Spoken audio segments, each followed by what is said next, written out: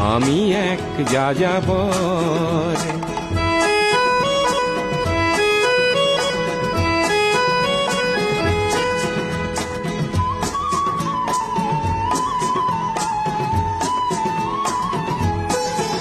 আমি গঙ্গার থেকে মিসিসিপি হয়ে ভলগার রূপ দেখেছি, অটোয়ার থেকে অস্ট্রিয়া হয়ে প্যারিসের ধুলো মেখেছি। আমি ইলোরার থেকে রং নিয়ে দূরে শিকাগো শহরে দিয়েছি।